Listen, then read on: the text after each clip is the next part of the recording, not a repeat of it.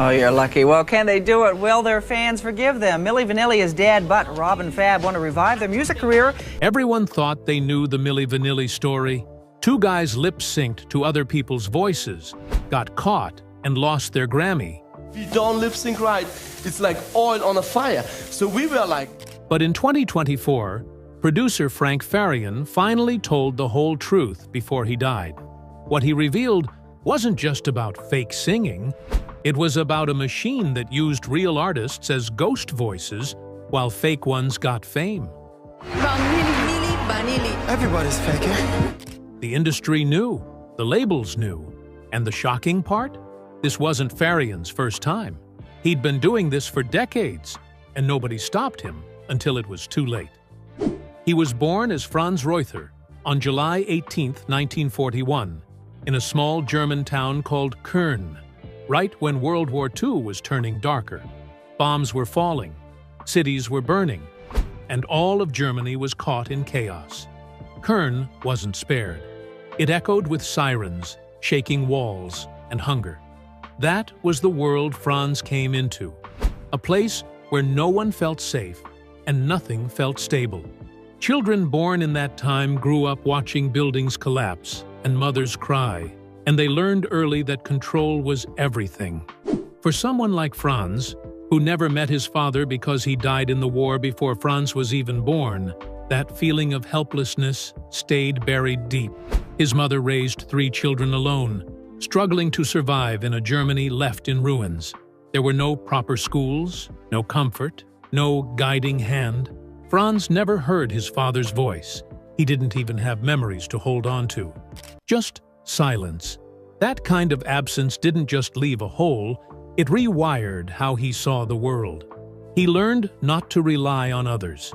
He watched people carefully, and he started to believe that if he wanted things done right, he had to take control himself, not just of his life, but of everything around him.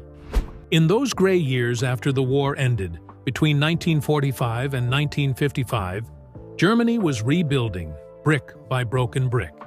There wasn't much joy. People were ashamed, broken, and poor. But there was one strange beam of light: music. American forces brought in jazz and rock and roll, and to a young boy who had only known air raid shelters and soup lines, this music felt like magic. It was louder than hunger. It was stronger than fear. It didn't just entertain him, it transported him. It made him feel something other than pain, and that feeling stuck. He didn't want to be a musician to express something real. He wanted to recreate that same escape for others. He saw music as a weapon, a tool, something that could be used to control emotions, just like it once rescued his. By 16, Franz was already tired of being Franz. That name reminded him too much of who he'd been forced to be. So he changed it. He became Frank Farian. It wasn't random. Frank felt international, less German, more marketable. Farian sounded mysterious. He didn't just want to make music. He wanted to create illusions. And the first illusion was himself. The world didn't need to know who he really was. They just needed to believe what he presented. This idea that it's better to be believed than to be real became the rule he would follow for the rest of his life. Even in school, that instinct kicked in. He made up a band. It didn't exist. He created names, roles, stories, just to impress girls. And it worked. His classmates believed him. He used nothing but confidence and fiction to gain admiration. He realized then the people didn't care if it was true. They cared if it looked and sounded good. He didn't need talent. He needed theater. And the more they believed, the more powerful he felt. In the 1960s, he tried to be a real artist. He trained as a cook first, but music pulled him harder. He released songs under the name Frankie Boys Schatten. His first single, Shouting Ghost, came out in 1964 and crashed completely. Then came Yakety Yak in 1964, Under the Boardwalk in 1965, Mr. Pitiful in 1967. All failures. No one cared. The doors stayed shut. He wasn't the face people wanted. Even when his voice worked, his looks didn't fit the genre. That rejection wasn't just painful, it taught him something cruel and useful. Image mattered more than sound. And if he couldn't be the star, he'd find a way to control the ones who could. By the late 60s and early 70s, he was doing session work. That meant background vocals, playing for others, getting no credit, watching less talented people become stars just because they looked the part. He released more songs. Ein Kissen voller Träume in 1969, Speedy Jack in 1970, Du bist wunderbar in 1971. Still nothing. Rejection was everywhere. But he didn't give up. He got smarter and colder. Then came the moment everything changed. In 1975, he recorded Baby Do You Wanna Bump. He did the vocals himself. But when it was time to perform it live, he knew he couldn't pull it off alone. The harmonies were too complex, so he came up with a trick. He put together a group called Boney M. Four Faces. Two of them would sing live. The other two, including a dancer named Bobby Farrell, would just move their lips. No one needed to know the truth. The deception worked better than he ever imagined. Daddy Cool exploded in 1976. By 1978, Rivers of Babylon and Ma Baker became global hits. He had found the formula, but his biggest solo success came quietly. A German cover of Rocky in 1976 hit #1 and stayed there for 4 weeks. It should have been his proudest moment. But it wasn't, because by then, he had already tasted something better than fame. Control. He started mastering vocal tricks in the early 70s. Using tapes, he could change his own voice, make it deeper, stronger, more soulful. And he used these tricks to create fake voices for the groups he assembled. The male voice you heard in Boney M songs, that was Frank, not Bobby Farrell. Bobby danced. Bobby looked cool, but he never sang a note. And no one knew. Fans screamed for a voice that came from someone else entirely. Frank sat behind the scenes, collecting the money and pulling the strings. Only the female singers, Liz Mitchell and Marcia Barrett, actually sang. The rest was illusion. Every performance, every hit, was a carefully managed lie, and it sold over 100 million records. The world cheered while Frank stayed hidden, richer and more powerful every year. Bobby Farrell, the face of the group, was never given creative control. No songwriting, no royalties. He was picked for his looks, not his voice. Frank wanted someone exotic for European audiences, and Bobby's Caribbean roots made him perfect for the part. But he was just an actor in Frank's show. Everything, the music, the lyrics, the production, came from one man. Farrell got a flat wage. Frank kept the profits. It was 1988 in Munich, and Rob Pilatus and Fab Morvan were broke, hungry, and invisible to the music industry. They were living in a housing project, stealing food just to survive. But one night in a nightclub, a man saw them and didn't just see two dancers, he saw dollar signs. That man was Frank Farian. He didn't care that they weren't singers. He didn't even ask. All he noticed were their faces, their bodies, their movements. They were beautiful, different, magnetic, exactly what MTV wanted. Farian had already pulled this trick once before. In the 1970s, he created Boney M, where one of the dancers lip-synced to Farian's own voice for more than 2 decades. Now he was going to do it again, only bigger. When he approached Rob and Fab, he promised them everything. He offered each of them $4,000 and a dream. They'd get royalties too, he said. They'd be stars. And one day, he swore, they'd sing their own songs. But the contracts were in German. Morvan didn't fully understand them. Neither of them understood they had just signed away their voices. Behind the scenes, Farian built a hidden machine. He secretly assembled a team of real singers, John Davis, Brad Howell, Charles Shaw, and the Rocco sisters. They recorded everything in silence, never allowed to meet Rob and Fab. Davis had served in the U.S. Army and stayed in Germany to sing. Howell, the only one in a union, got residuals while the others received flat fees. Shaw was paid $6,000 just to do the rap on Girl You Know It's True. But as the fame grew, Shaw couldn't live with the lie. In December 1989, he told a reporter the truth. Farian panicked. He paid Shaw $150,000 to shut up. Then he fired him and replaced him with Davis.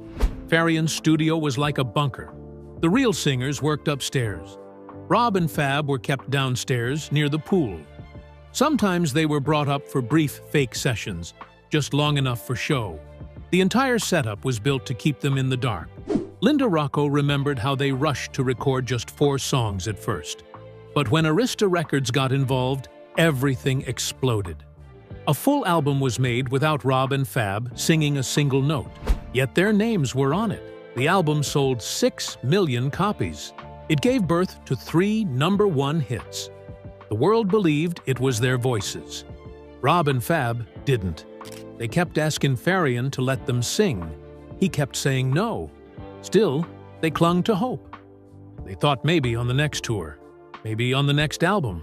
But instead, Farian put them in spandex and boots, braided their hair, and sent them lip-syncing across Europe. They were everywhere. Spain, France, Italy. By March 1989, when the album launched in the US, they were trapped in a lie worth millions. But they had no control, no voice, no power. What made it even worse was that Arista Records likely knew. According to their former manager, executives like Clive Davis were told everything, 6 months before the Grammy. Rob and Fab even claimed they personally told Davis and others that they hadn't sung. Ken Levy, who worked in creative services at Arista, admitted that everyone felt awkward when the duo won Best New Artist in February 1990. But when the truth came out that November, the label pretended to know nothing. Roy Lott said no one could have possibly known. It was a corporate lie stacked on top of a personal one. The psychological damage was crushing. Rob and Fab were treated like stars in public, but lived in fear every day. They begged Farian to let them sing. He refused. They were terrified of being found out. Fab later said the fear never left. Rob said it felt like a sword was hanging over them. The pressure finally broke during a live performance on July 21, 1989, when the backing track skipped. Girl, you know it's... Girl, you know it's... It looped. Rob froze. He ran off stage. That moment, on Club MTV, was the beginning of the end. But Farian didn't stop the show. He forced them to keep going for another 15 months. By November 1990, Rob and Fab had had enough. They kept pushing to sing. Farian didn't just say no, he fired them. Their careers collapsed instantly. They had gone from hungry dancers to global pop stars and back to nothing. Rob once said, "We lived in a project. We had no money. We wanted to be stars." But the system used that dream against them. On February 22, 1990, something unbelievable happened. Milli Vanilli walked up to the stage at the Grammy Awards and accepted the trophy for Best New Artist. The entire room applauded them for an album they never even sang on. That album, Girl You Know It's True, had sold over 14 million copies across the world. It had 5 singles that stormed the top 5 charts and racked up $8 million in sales just on their own. More than $50 million had been made from it. They were chosen over real talents like Nene Cherry and Soul to Soul. But the truth was dark. Their producer, Frank Farian, knew they hadn't sung a single note. And the Grammy committee didn't even check. They just trusted the album credits. That's how Milli Vanilli became the first and only act in Grammy history to have their award taken away. It happened on November 19, 1990. Just 9 months after their biggest night, it all came crashing down. The cracks had started long before. In 1989, during a concert in Milwaukee with 22,000 fans, the truth began to slip out. Their recorded vocals suddenly stopped. Rob Pilatus stood there with the mic ready to sing, but no sound came. He panicked. He ran off stage, hit the tour manager, and locked himself inside the bus. Later, he told MTV, "I wanted to die." He said he couldn't fake it again. He couldn't take the lies. "I feel like a mosquito being squeezed," he told the LA Times. "The last 2 years of our lives have been a nightmare." Both Rob and Fab were now begging to sing for real on their next album. They couldn't keep pretending, but that demand would be the end of everything. A year earlier, on August 30th, 1989, a fancy dinner took place at the top of the World Trade Center in New York. It was 107 floors up, at a restaurant called Windows on the World.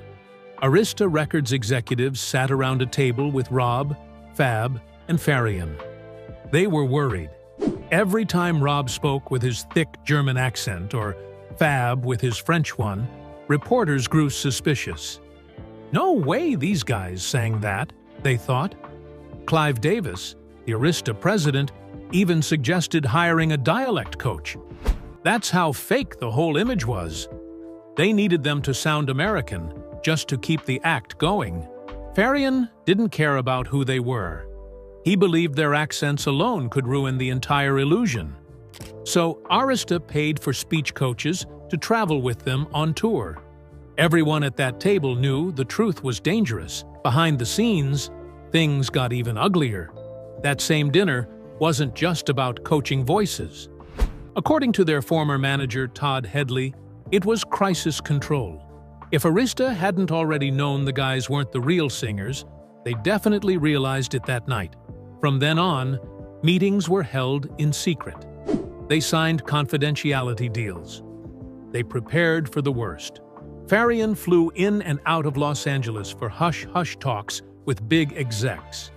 As the rumors spread through 1989 and early 1990, they were all focused on one goal: keep the money flowing and the truth buried. But Rob and Fab had reached their limit. After they won the Grammy, they demanded to sing. When Arista and Farian said no, the duo pushed harder. They found out they were locked into a contract for multiple albums. They couldn't escape it. Feeling trapped, they made a dangerous move. They told Farian to pay them $150,000, or they'd go on live German TV and reveal everything. It was a last resort. They knew exposing the lie would destroy them, but they were willing to take Farian down too. The plan worked for a moment. Farian paid. But now he knew he'd lost control. So just 5 days later, on November 14th, 1990, Farian made his move. He flew to New York and held a press conference. He didn't wait to be exposed. He exposed them first. He told the world he had fired Rob and Fab. He said they weren't the real voices behind the songs. He named the real singers: Brad Howell, John Davis, and Charles Shaw. Then he framed himself as the mastermind who had only done what was necessary. He said, the look was good, the music was good, millions of fans bought it, so who could blame him? He acted like the brave one, like a misunderstood genius. He protected himself and threw Rob and Fab into the fire. Within days, Rob and Fab were dropped by Arista Records. Their album was wiped from stores, even though it had sold millions. The Grammys took back their award on November 19, 1990, just 5 days after Farian's confession. This had never happened in Grammy history, and while Rob and Fab were destroyed, the men in suits were untouched. People like Clive Davis stayed in power. Sandy Gallin kept his reputation. The media turned on Rob and Fab completely. They were mocked as liars and cheats.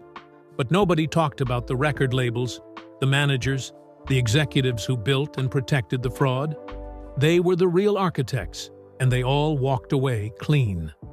Fans were furious. The first lawsuit came just 3 days after the confession, on November 22, 1990. A woman from Ohio sued for her money back. Over 1,000 others in her state had also bought the album. More lawsuits came fast. Some used consumer fraud laws. Some accused Arista of racketeering. The country's biggest class-action lawyers jumped in. There was a proposed settlement in Chicago on August 12, 1991, but it was rejected because it only offered credits for more Arista music. Finally, on August 28, 1991, a real settlement was approved. Fans who had bought the album or concert tickets could get refunds. 10 million people were eligible. They were allowed to keep the album, but still get their money back. The deadline to claim was March 8, 1992. When Frank Farian finally exposed Rob Pilatus and Fab Morvan in November of 1990, he didn't pause for a second. The scandal that should have ended his career became just another opportunity. He quickly pushed two new faces into the spotlight, John Davis and Brad Howell, the real singers behind Milli Vanilli's biggest hits. He gave them a new name, The Real Milli Vanilli, and in 1991 dropped an album called The Moment of Truth. It wasn't just a title. It was a mocking slap in the face to the very people he had used and discarded. The album had 3 singles, and one of them, Keep On Running, even hit number 4 in Germany. But the whole project never reached the United States. The world had seen the mask come off. Farian had built an empire on lies and now tried to profit from the same story again, this time just showing the faces he had once buried. While Rob and Fab were being humiliated in every headline and late-night joke, Farian stayed hidden behind his new machine. He made money twice, first by pretending the frontmen were real, then by admitting they weren't. Rob couldn't take it. On November 30th, 1991, just 1 year after their world collapsed, he tried to end everything. He was at the Mondrian Hotel in West Hollywood. He drank a fifth of bourbon, swallowed 60 tranquilizers, cut his wrist open, and climbed over the balcony railing of the 9th floor. But someone found him in time. The rescue was quick, but the damage was already done inside. By 1995, he was no longer just lost. He was dangerous. In December of that year, he attacked someone with a metal lamp. Just a few weeks later, in January of 1996, he vandalized a home in Beverly Glen, left over $1,000 in damage, and slapped the owner. Then, in February, he broke into a car and assaulted the man who caught him, only to get hit with a baseball bat himself. A judge ordered him into rehab, but when he ran away, a $60,000 warrant was issued. He kept threatening to kill people. His life had fallen off a cliff, and there was no guardrail anymore. Fab tried a different path. When the world walked away, he went inside. He said it felt like everyone disappeared. The phones stopped ringing. Friends went silent. He went into rehab too, but not just for the drugs. He knew he had to fix the part of him that was breaking. He picked up a guitar. He started writing. He learned how to produce his own music. Slowly, he built something new. He called it Love Revolution. But the wounds were deep. He remembered nights where he would just cry and didn't even know who to ask for help. He said people he trusted turned out to be users. They weren't friends. They were opportunists. The media didn't help. They made jokes about suicide. He said psychiatrists warned him about the edge, about how once you fall from fame, there's almost no way back. But he didn't give up. He spent years rebuilding, not just his career, but himself. And through it all, Farian never faced anything close to punishment.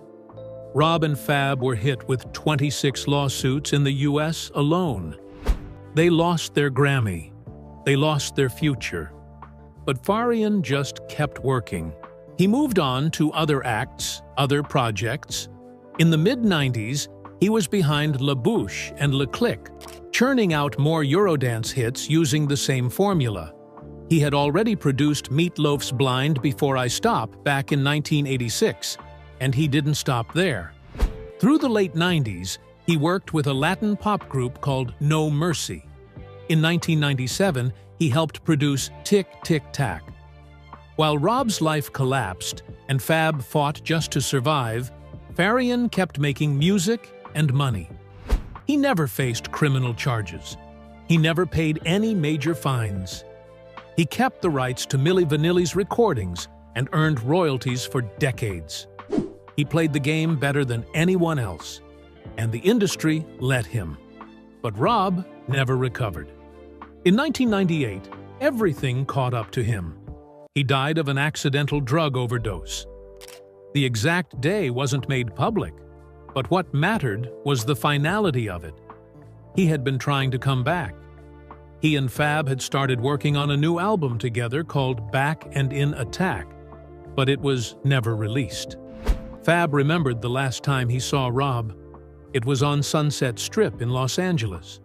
Rob looked hollow, like the light had gone out. Fab said he could see it. His brother was gone, and there was no bringing him back. Rob never got the right kind of help. He used drugs to carry the confusion, to carry the guilt, to carry the weight of what had been done to him, and eventually, it crushed him. When the news of his death broke, Farian didn't offer sorrow. He didn't apologize. He didn't admit anything. He just stayed quiet and moved on again. Even over 30 years later, Farian still twisted the truth. He kept changing his story. Sometimes he said the record labels made him do it. Other times, he said Rob and Fab always knew. Sometimes he claimed it was all just temporary. He never gave one clear truth. He was always adjusting his answers depending on who was listening. In 2024, just before his death, he spoke with Matthias Schweighofer, the actor playing him in a new biopic. When asked about the infamous press conference on November 14, 1990, Farian didn't show any regret. He said he was still angry. After all those years, he was still angry. Not sorry, not reflective, angry. Matthias said Farian was a control freak. He wouldn't answer honestly. He wouldn't even talk about Rob's death. Even at the end, he was deflecting, dodging, rewriting the past to protect himself. John Davis, one of the real voices behind the hits, died on May 24, 2021, of COVID-19 in Nuremberg, Germany. He was 66. He had lived his whole life in the shadows of a sound he created. He sang the songs, he carried the melodies, but no one knew his name. He was born in South Carolina, moved to Germany, and gave his voice to songs that sold over 30 million copies. When he died, the world barely noticed. His daughter posted a tribute online, asking for one last round of applause for the man who made so many people happy, with his voice, his smile, and his spirit. But most people still didn't know who he was. His entire career had been buried under someone else's face. Even the music industry didn't want to remember. The record executives, the label heads, the insiders, all the people who helped push the lie, who knew or strongly suspected the truth, they said nothing. For decades, they stayed quiet. They let Rob and Fab take the fall. They let Farian take the money. The rest disappeared. Even with documentaries coming out in the 2020s, even with evidence that showed this wasn't just one man's fraud, but a full-scale industry operation, those people still denied, or claimed they didn't know. The ones with power were protected. The ones without it were sacrificed. Frank Farian died in January of 2024 in Miami. He was 82. His family confirmed the death on the 23rd. They said little, no confession, no apology, just silence. He had gotten a heart valve transplant in 2022. The biopic Girl, You Know It's True was coming out. His name was once again on screens and in papers. He had sold hundreds of millions of records during his life, but his legacy was forever linked to the pain he caused. Behind closed doors, Some believe he may have said more. That in private conversations, he finally admitted he knew exactly what he had done to Rob and Fab.